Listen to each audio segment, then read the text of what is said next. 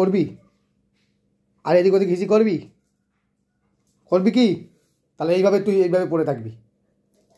কি ভাবছিস তোর মা বাঁচাবে? এই জিমি, তুই ওকে বাঁচাবি নাকি? এই হ্যাঁ, তোর মা এসে বাঁচাবে? তোর মা বাঁচাতে পারবে না এখানে। হ্যাঁ বল, কি বলতে চাইছিস বল। আর বদমাশি করবি? আর এদিক ওদিক পেচ্ছাপ করবি?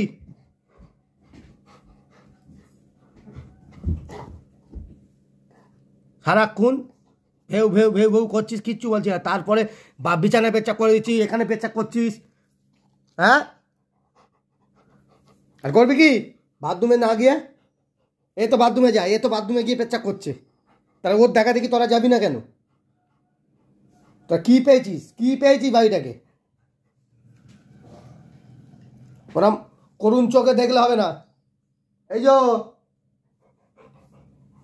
কি গো, শুনে যাও এখানে তাড়াতাড়ি, শুনে যাও তাড়াতাড়ি।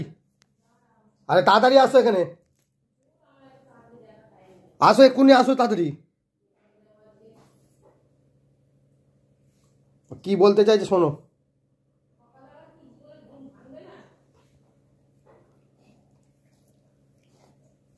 আর বদমাশি করবি না তো?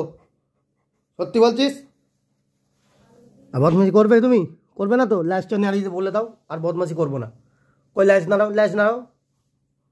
যা, কি বেঁধেছি?